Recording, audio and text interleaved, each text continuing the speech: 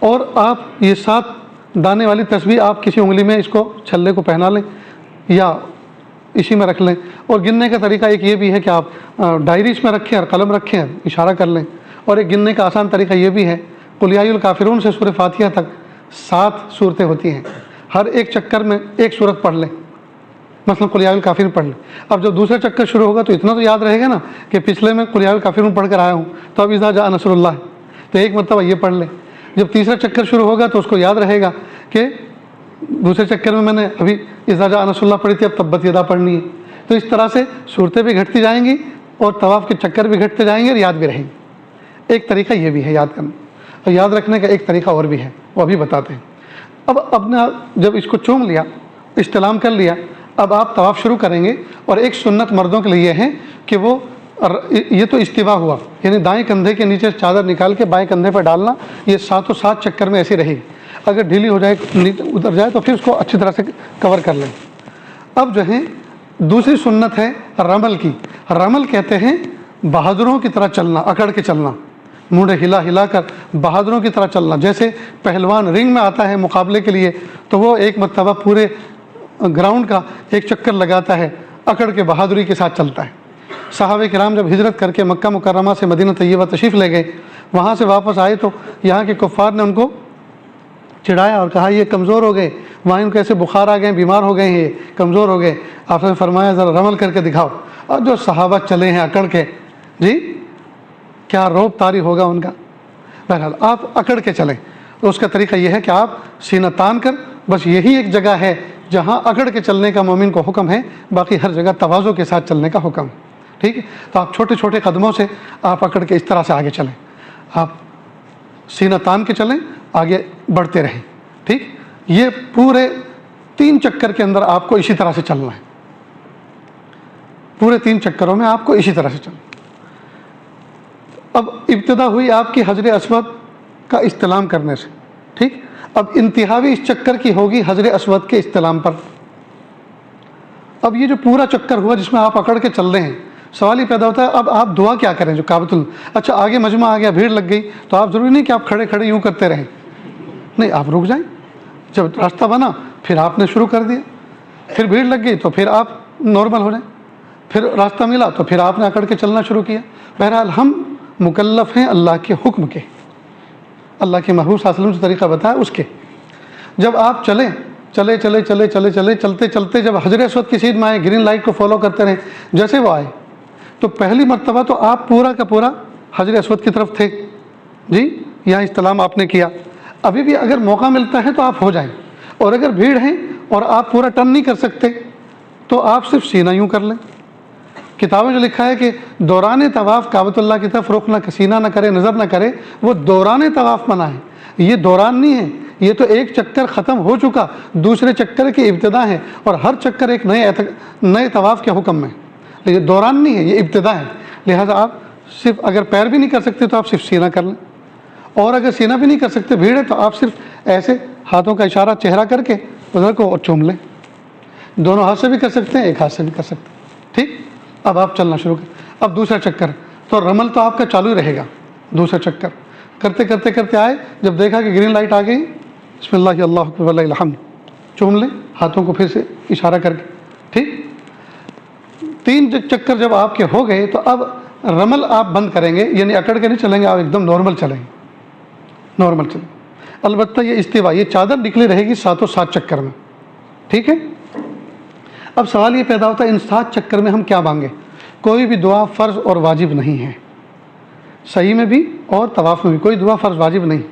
اور اللہ تعالیٰ ہر انسان کے، ہر زبان کے خالق ہیں. اللہ تعالیٰ سب کی دل کی سنتے ہیں، دھڑکنوں کو سنتے ہیں، جو مانگتے اس کو سنتے ہیں. تو میں خود اپنے طواف اور سعی میں ایک خاص ترتیب کے ساتھ دعا مانگتا ہوں، اس سے چکر بھی یاد رہتے ہیں اور کچھ تفصیل سے مانگ بھی لیا جاتا ہے. وہ ترتیب آپ کو بتا رہا ہوں، لیکن یہ ترتیب بھی فرض اور واجب نہیں ہے. ٹھیک. تو وہ ترتیب کیا ہے؟ پہلے پورے چکر کے اندر آپ استغفار کریں، اللہ میری توبہ، اللہ مجھے معاف کر دیجیے، اللہ میری توبہ، اللہ مجھے معاف کر دیجیے. کہاں آپ کا حرم پاک، کہاں میرا وجود ناپاک، میرے پیارے اللہ مجھے معاف کر دیجیے. تو آپ اردو میں مانگیں، استغفار کریں، عربی میں مانگیں رب اغفر ورحم وانت خیر الراحمین، رب اغفر ورحم وانت خیر الراحمین، استغفر اللہ ربی من کل ذنب واتوب الیہ۔ ٹھیک، پہلے پورے چکر میں آپ استغفار کریں، دوسرے چکر میں آپ درود شریف پڑھیں، یہ اللہ کے محبوب صلی اللہ علیہ وسلم کا حق ہے جی، دوسرے چکر میں درود شریف پڑھیں، تیسرے چکر میں صرف اپنے لیے مانگیں، پورے چکر میں اللہ مجھے علم عطا فرما، علم نافع عطا فرما جی، پورے چکر میں اپنی ذات کے لیے اللہ صحت عطا فرما، عزت عطا فرما، رزق حلال عطا فرما، بار بار موضوع کو ریپیٹ بھی کریں، تیسرے چکر ہو گئے۔ چوتھے چکر میں جو اپنے سب سے قریبی ہیں، ماں اور باپ، بیوی اور بچے، بھائی اور بہن، ان کے لیے مانگیں۔ ٹھیک، پانچویں چکر میں پوری امت کے لیے مانگیں، پورے چکر میں اللہ امت کو عزت عطا فرما، امت کی حفاظت فرما، امت کے ایمان کی حفاظت فرما، جو بے راہروی پہ چل رہے ہیں اللہ ان کو ہدایت عطا فرما، پانچویں چکر میں پوری امت کے لیے مانگیں۔ چھٹے چکر میں پھر درود شریف، ساتویں میں پھر استغفار۔ اب خلاصے کے طور پہ یہ سمجھ لیں، پیچھے کے دو اور آگے کے دو یہ استغفار اور درود شریف کے ہوئے، سب سے پہلے میں استغفار، سب سے آخر میں استغفار، سب سے پہلے والے کے بعد درود شریف، سب سے آخر والے سے پہلے درود شریف، دو اور دو چار ہو گئے، یاد رہے گا۔ اب بیچ کے بچے تین، ایک اپنے لیے، ایک اپنے قریبیوں کے لیے، ماں باپ بیوی بچوں کے لیے، اور ایک چکر میں پوری امت کے لیے۔ 7 چکر کی ترتیب بھی آسان رہے گی یاد رکھنا، اور اس میں کافی کچھ آپ مانگ بھی سکیں گے۔ یاد رکھنا اگر آپ اس ترتیب پر عمل نہیں کریں گے تو چکر میں آ جائیں گے، نہ تو یہ پتہ چلے گا یہ چکر کون سا ہے، پہلا ہے، دوسرا ہے، تیسرا ہے، چوتھا ہے، اور نہ یہ پتہ چلے گا کہ کیا مانگا اور کیا چھوڑا۔ اس لیے دھوکے میں نہ آئیں، اچھی طرح سے ترتیب بنائیں اور ٹکا کے مانگیں۔ اللہ پاک نے وہاں مانگنے کے لیے بلایا ہے، اور جس کو ملا اسی دربار سے ملا ہے، جس کو بھی ملا اسی دربار سے ملا۔ اب 7 چکر مکمل ہونے کے بعد جب آپ استلام کریں گے، یہ کون سا ہوگا؟ 8واں، اس لیے کہ ابتدا میں کیا تھا، 7 چکر کیے تو ابتدا میں کیا اور انتہا میں کیا، تو یہ چکر ہوئے 7 اور استلام ہوئے 8۔ اب وہ جو گرین ٹیوب لائٹ ہے جہاں سے آپ ابتدا کرتے تھے اپنے طواف کی، یہ 7واں چکر بھی وہیں ختم ہوا، اور اسی سے تھوڑا سا آگے کو بڑھ کر بلکہ اتنا بڑھیں کہ مقام ابراہیم کا سید آ جائے، مقام ابراہیم کی سید آ جائے، کیونکہ مقام ابراہیم کے پیچھے نماز پڑھنا سنت ہے، اور وہاں اتنی بھیڑ ہوتی ہے کہ مقام ابراہیم پر اگر آپ نماز پڑھیں گے تو کسی نماز میں آپ کی نماز کا بھی اعلان ہوگا، پھر کچھ لے جائیں گے، اتنی بھیڑ ہوتی ہے۔ اس لیے آپ بہتر یہ ہے کہ مقام ابراہیم کے پیچھے نماز نہ پڑھ کر اس کی سید میں لاسٹ میں چلے جائیں، تو آگے تو آپ کے مقام ابراہیم ہے اور آپ کو مقام ابراہیم کے پیچھے کہا جائے گا، تو بہتر یہ ہے کہ مقام ابراہیم کی سید میں وہاں اپنے ساتھیوں کو جمع کر لیں، کوئی 2 منٹ پہلے آئے گا، کوئی 2 منٹ بعد میں آئے گا، اتنا فرق پڑتا ہے، اور وہاں 2 رکعت نماز واجب الطواف ادا کریں۔ یہ ہے تو نفل ہے لیکن واجب الطواف کہتے ہیں ان کو جی۔ پہلی صورت میں قل یا الکافرون، دوسری میں قل هو اللہ احد پڑھیں، اور پھر اگر یہ یاد نہ رہے تو کوئی بھی صورت پڑھ کے آپ پوری کر لیں، اور کعبۃ اللہ کی طرف نظر اٹھا کے اللہ سے خوب دعا کریں۔ دعا کیا کریں؟ اللہ سے کہ میرے پیارے اللہ، آپ کے گھر کے چکر کاٹنے کے بعد مخلوق کے در کے چکر کاٹنے سے بچا لیجیے، اور جو دل میں آئے خوب مانگیں۔ اس کے بعد آپ زمزم کے ٹینک جگہ جگہ پہ رکھے ہوئے ہوتے ہیں، تھرماس، آپ اس میں سے زمزم پئیں، چونکہ جو انرجی رمل میں پسینے میں لوس ہوئی ہے، زمزم سے اس کی تلافی بھی ہو جائے گی، تازہ دم بھی ہو جائیں گے جی، اور مسنون بھی ہے۔ اور پینے کے بعد اب جائیں گے آپ صفا مروہ کی طرف، تو صفا مروہ کی طرف جانے سے پہلے آپ صفا کے قریب میں بھی گرین لائٹ لگی ہوئی ہے، اس کی سیر میں آ کر آپ استلام کر لیں، یہ نواں استلام ہوگا، یہ صحیح کے لیے مسنون ہے استلام، اور بھول جائیں تو کوئی وہ نہیں ہے، کوئی اس پر کوئی جزا سزا نہیں ہے، تو آپ جو ہیں وہاں استلام کر کے اشارہ کر کے چوم کے اس کے بعد صفا پہ جائیں۔ صفا اور مروہ کے درمیان، صفا پہاڑ پر کھڑے ہونے کے بعد کعبۃ اللہ نظر آئے یا نہ آئے، لیکن اس کی طرف رک کر کے آپ کو دعا کرنا ہے۔ اسی طرح مروہ پہاڑ پہ آپ جائیں، مروہ پہاڑ پہ جانے کے بعد مروہ نظر آئے یا نہ آئے، لیکن آپ کو وہاں دعا کرنا ہے۔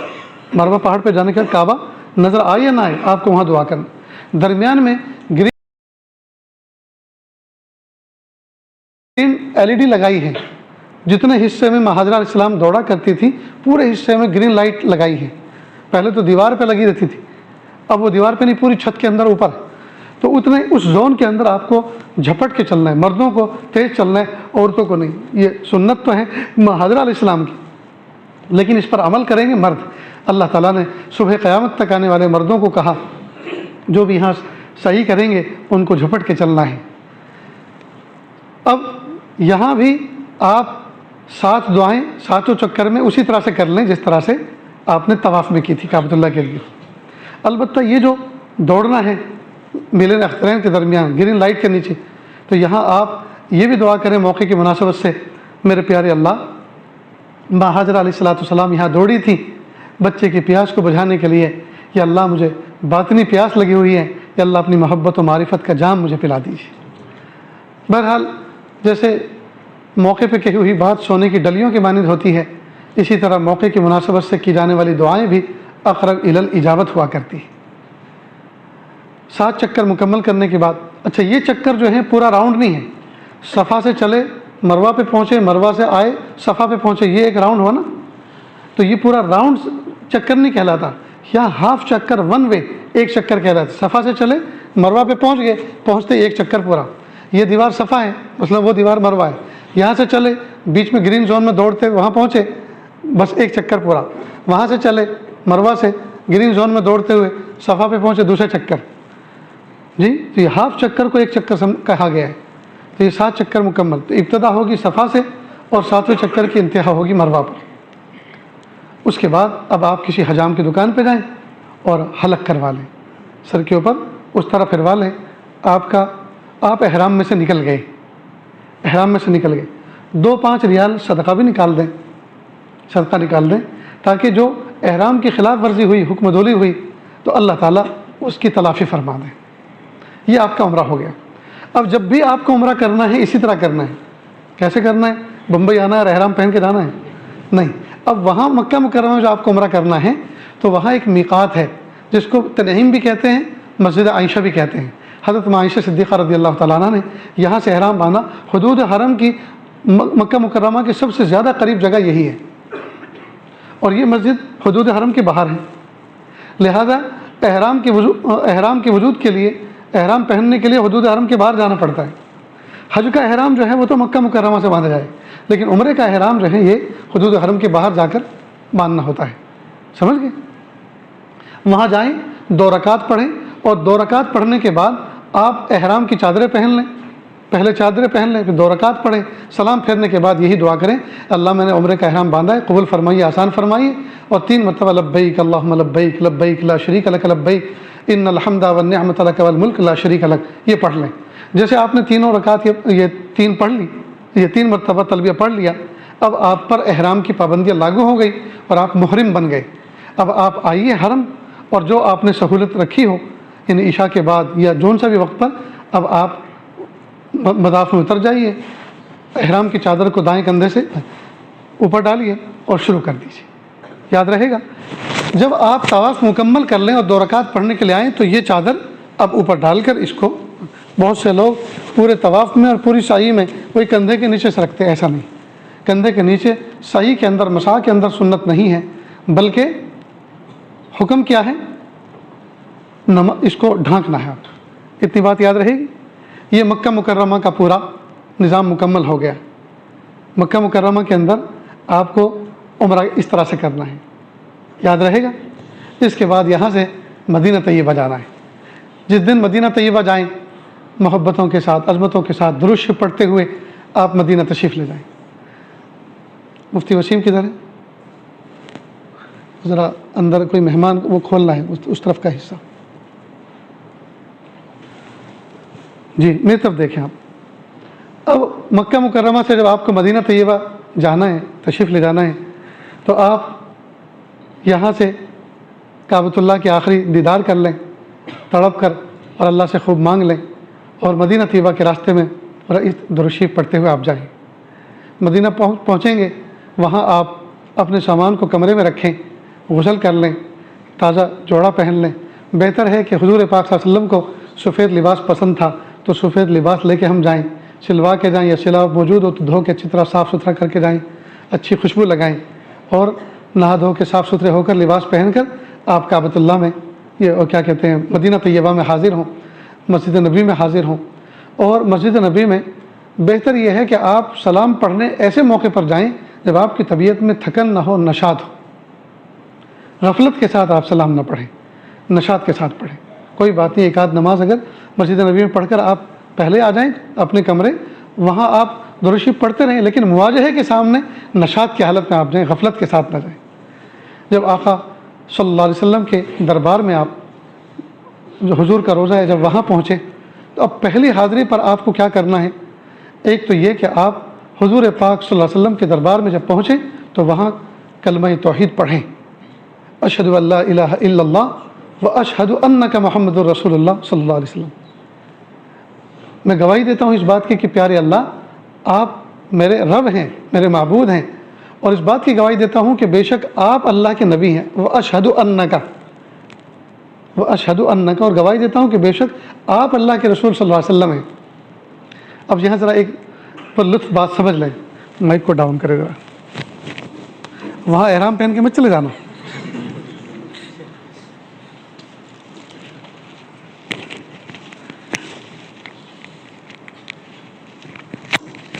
اچھا یہ تو رہے گا، مائک بھی رہے گا، مائک بھی لے کے مت جانا۔ اللہ اے ہے اللہم لک الحمد لک الشکر۔ اللہ کے محبوب صلی اللہ علیہ وسلم کے دربار میں جب صحابہ کرام تشریف لاتے تھے تو کئی مرتبہ کوئی یہودی ہوتا، کوئی عیسائی ہوتا، کوئی مشرک ہوتا، محبوب کے سامنے آتے، یا محمد اشہد ان لا الہ الا اللہ و اشہد انک محمد رسول اللہ صلی اللہ علیہ وسلم۔ محبوب کیا فرماتے تھے؟ صح، آپ نے صحیح کہا، یعنی ان کی گواہی کو قبول فرماتے تھے۔ اور پھر وہ کون ہوتے تھے؟ صحابہ کرام ہوتے تھے۔ اور اللہ کے محبوب صلی اللہ علیہ وسلم اس گروہ کے لیے قیامت کے دن بھی شفاعت فرمائیں گے، گواہی دیں گے۔ ٹھیک، جب ہم محبوب صلی اللہ علیہ وسلم کے دربار میں پہنچے، ہمارا عقیدہ ہے محبوب صلی اللہ علیہ وسلم اپنی قبر اطہر کے اندر حیات ہیں، وہ دوسرے انداز کی ایک حیات ہوتی، حیات ہیں، اور جو قریب جا کر محبوب سے کلامی کرتا ہے، سلام کرتا ہے، تو اس کو خود سنتے ہیں۔ تو جب ہم وہاں جا کر کہیں گے اشہد ان لا الہ الا اللہ و اشہد انک محمد الرسول اللہ صلی اللہ علیہ وسلم، تو محبوب اس کو سنیں گے اور قیامت کے دن فرمائیں گے کہ پیارے اللہ یہ میرا امتی میرے روزے پر آیا تھا، میرے سامنے کلمہ پڑھ کے گیا، میں نے سنا تھا، میں اس پہ گواہ ہوں۔ تو کتنی بڑی گواہی ہوگی جی۔ تو اس لیے ایک تو یہ کلمہ پڑھیں، اور دوسرا الصلاۃ والسلام علیک یا حبیب اللہ، الصلاۃ والسلام علیک یا سیدی یا رسول اللہ، الصلاۃ والسلام علیک یا خیر خلق اللہ۔ جو بھی صیغے عربی کے آتے ہوں آپ ان کو دہرائیں، اور اگر کچھ نہ آتا ہو بس الصلاۃ والسلام علیک یا رسول اللہ، الصلاۃ والسلام علیک یا رسول اللہ، الصلاۃ والسلام علیک یا رسول اللہ، کئی دفعہ اسی کو پڑھ دیں، یہی کافی۔ وہاں جانے سے پہلے 2-5 ریال، 1 ریال، جو بھی اللہ توفیق دے، صدقہ نکال دیں، تاکہ اس صدقے سے حاضری مردود نہ ہو، اس صدقے کی برکت سے حاضری قبول ہو جائے۔ اور پھر کیفیت اپنے اوپر یہ ہو کہ میں ایک بہت بڑا مجرم ہوں، نمک حرام ہوں، بڑا پاپی ہوں، حضور کی امت میں بہت بڑا غدار ہوں، آج میں اپنے آقا صلی اللہ علیہ وسلم سے معافی مانگنا ہے کہ اگر وہ لوگ آپ کے پاس آتے اور آپ سے معافی مانگتے اور اللہ سے بھی معافی مانگتے تو اللہ تعالیٰ کو تم غفور الرحیم پاتے۔ تو یہ آیت تھی تو اس زمانے کے لوگوں کے لیے، لیکن صبح قیامت تک جب تک قرآن پاک میں درج رہے گی، آج بھی جو مجرم ہیں، جو گنہگار ہیں، حضور کے دربار میں آ کر اگر محبوب سے بھی معافی مانگ لیں اور یہ بھی درخواست کر دیں پیارے اللہ سے آپ بھی ہمارے لیے معافی مانگ لیجیے اور اللہ سے معافی مانگ لیں، تو اللہ تعالیٰ غفور الرحیم ہے۔ آج بھی اللہ غفور ہے، ایسا نہیں ہے کہ اسی زمانے میں تھے، آج نہیں۔ اور میں تو یہ بھی کہتا ہوں میرے پیارے آقا صلی اللہ علیہ وسلم، اللہ کریم، اور اللہ نے آپ کو بھی کریم کہا۔ میں تو 2 کریموں کے دربار میں ہوں، میں تو 2 کریموں کے دربار میں ہوں۔ میری نجات اور بخشش کے لیے تو ایک کا سہارا بھی کافی تھا، اب تو میں 2 کے درمیان میں ہوں۔ میرے پیارے آقا صلی اللہ علیہ وسلم، اگر یہاں بھی میری مغفرت نہ ہوئی، یہاں بھی نظر کرم نہ ہوئی اور میں ایسے ہی چلا گیا، شیطان قہقہ لگائے گا، نفس مسکرائے گا کہ 2 میں سے ایک نے بھی کام نہ بنایا، کاش کہ ہماری مان کا چلتا تو دنیا کے کچھ دن کے مزے تو پا لیتا۔ میرے پیارے آقا صلی اللہ علیہ وسلم آپ میرے پر نظر کرم فرمائیے اور اللہ تعالیٰ سے میرے لیے معافی مانگ لیجیے۔ براہ راست اللہ کے محبوب صلی اللہ علیہ وسلم سے نہیں مانگنا جی، اس طرح سے واسطہ بنا کر اللہ کے محبوب صلی اللہ علیہ وسلم کو اللہ سے مانگنا ہے، ذرہ برابر بھی ہم سے کوئی شرک نہ ہو جائے۔ سمجھ گئے دوستوں؟ تو یہاں سلام پڑھیں، پھر ایک قدم آگے بڑھیں گے تو حضرت ابوبکر صدیق رضی اللہ تعالیٰ عنہ یار غار ان کو سلام کریں، پھر ایک قدم حضرت عمر فاروق اعظم رضی اللہ تعالیٰ عنہ ان کو سلام کریں، اور یہاں سے باہر نکل جائیں۔ اور اس کے بعد باہر نکلنے کے بعد فجر کے بعد اور عصر کے بعد جو بقی قبرستان ہے مدینہ منورہ کا، جس کو جنت البقیع کہتے ہیں ہم لوگ، تو وہاں وہ کھلتا ہے، وہاں جا کر بھی وہاں تقریباً 9 یا 10 ہزار صحابہ کرام مدفون ہیں، ازواج مطہرات ہیں، بنات طاہرات ہیں، حضور کی پھوپھیاں ہیں جی، ہیرے اور جواہرات سے زیادہ قیمتی انفاس قدسیہ وہاں مدفون ہیں، وہاں ان کو اصالہ ثواب کریں، سلام کریں۔ البتہ میرا خود کا یہ وجدان اور معمول ہے کہ میں بہت زیادہ وہاں جو سڑکیں بنی ہیں، راستے بنے، ان پہ چلتا نہیں ہوں، اور وجہ اس کی یہ ہے کہ اگر میں ان پر چل کر جاؤں تو وہ راستے تو اب بنے ہیں، وہاں تو لاکھوں کی تعداد میں اہل ایمان، تابعین، صحابہ مدفون ہیں، پتہ نہیں کس کے اوپر کو راستہ بنا دیا ہے اور کون ہمارے قدموں کے نیچے ہو، تو بید بھی نہ ہو، بہتر یہ ہے کہ ایک طرف کی دیوار سے لگ کر سب کو سلام کر لیں۔ سمجھ گئے دوستوں؟ بہرحال یہ مختصر سا عمرے کا سفر تھا، ہے تو یہ بڑا طویل، 2-2.5 گھنٹے لمبا میرا بیان ہوتا ہے اس عنوان پر۔ جو حج سکھانے کا موقع آتا ہے، جو سیزن چلتا ہے، انشاءاللہ رمضان کے بعد جگہ جگہ پہ شہروں میں جانا ہوتا ہے، حاجی لوگ جاتے ہیں، لیکن یہ آپ سمجھدار لوگ ہیں اور امید ہے کہ اتنا ہی جو ذکر کیا اسی سے طلب بھڑک گئی ہوگی۔ اللہ تعالیٰ سے اب یہ مانگیں، اللہ سیکھ تو لیا ہے، اب بلائیے بھی، سیکھ تو گئے نا، یہ کچھ شک ہے؟ اب اللہ سے یہ دعا کرنا شروع کریں، میرے پیارے اللہ سیکھ تو گئے ہیں، اب بلائیے۔ جیسے کسی دیہاتی نے رسی راستے میں کہیں پڑی مل گئی تھی تو کہ اللہ رسی تو مل گئی، اب بھینس بھی دیجیے، اس سے بھینس کو باندھ کے رکھوں گا جی، اور اللہ وہی ذات ہے جو رسی دینے کے بعد بھینس دینے پر بھی قادر ہے۔ اللہ سے کہ میرے پیارے اللہ کسی کو حج کا عمرے کا احرام باندھ کر جی سکھاتے ہوئے دیکھا تھا، اور ہم نے بہت بغور بسر شوق اس کو دیکھ کر سنا تھا اور ذہن میں محفوظ کیا تھا، اللہ جی اب اس پر عمل کی توفیق بھی عطا فرما دیجیے۔ میرے استاد محترم حضرت مولانا سید ذوالفقار صاحب رحمۃ اللہ علیہ، ان کے پاس میں قدموں میں بیٹھا ہوا تھا، اور فلاح دارین کے اندر کئی اساتذہ، ایک اس بستی کے اندر مولانا سعید صاحب صوفی ہیں وہ، اور قاری احمد علی صاحب، مولانا محمد علی صاحب، اور ان کے ایک تیسرے بھائی مولانا حذیفہ صاحب اور مولانا سعید صاحب صوفی، یہ سارے گروپ کی شکل میں تمام اساتذہ سے الوداعی مسافہ کرتے جا رہے تھے، یہ حج پہ جانا تھا ان کو۔ تو یہ جب دفتر اہتمام میں پہنچے جو حضرت مولانا سید ذوالفقار صاحب رحمۃ اللہ علیہ بیٹھا کرتے تھے ٹیبل کرسی پر، میں وہیں حضرت کے قدموں میں بیٹھا ہوا تھا، کسی کام سے کتب خانے سے اتر کر آیا تھا، تو یہ تو چلے گئے۔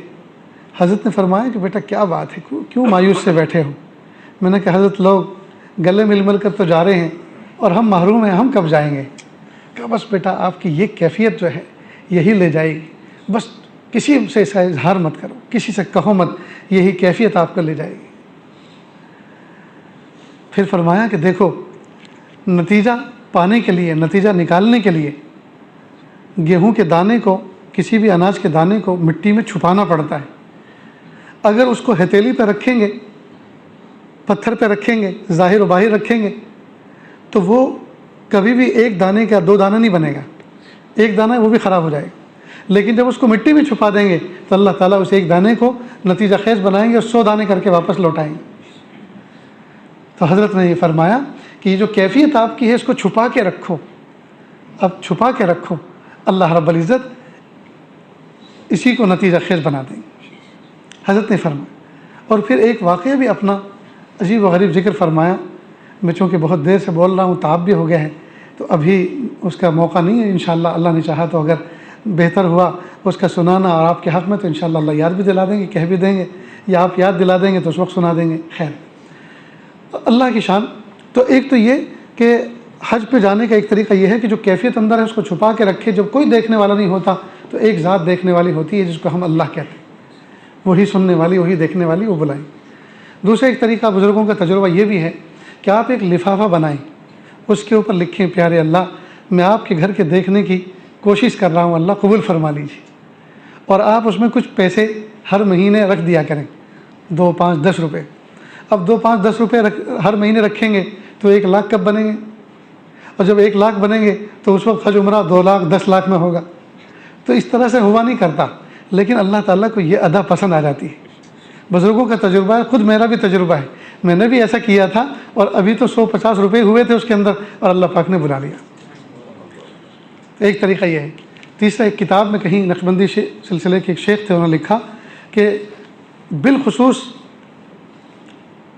مغرب کی اذان کے موقع پر جب کوئی آدمی تلبیہ پڑھتا ہے اذان سنتے کے ساتھ، لبیک اللہم لبیک لبیک لا شریک لک لبیک ان الحمد والنعمت لک والملک لا شریک لک، تو اللہ تعالیٰ اس کو بہت جلد حج کی زیارت کے لیے بلاتے ہیں۔ تو یہ تجربات بھی آپ کے سامنے بیان کر دیے، تو جب آپ کا منظور ہو رہا ہے تو مجھے بھی لے کے چلیں گے نا انشاءاللہ۔ اللہ تعالیٰ وہ دن دکھائے عافیت کے ساتھ، ہم سب کے سب حج عمرہ کریں ساتھ میں۔ اللہ رب العزت کے لیے کیا مشکل ہے، وما ذلک علی اللہ بعزیز۔ اللہ تعالیٰ عافیت کے ساتھ عمرہ حج کرنے کی مقبول حاضری کی توفیق عطا فرمائیں۔ وآخر دعوانا ان الحمد للہ رب العالمین۔ رب يسر ولا تعسر وتمم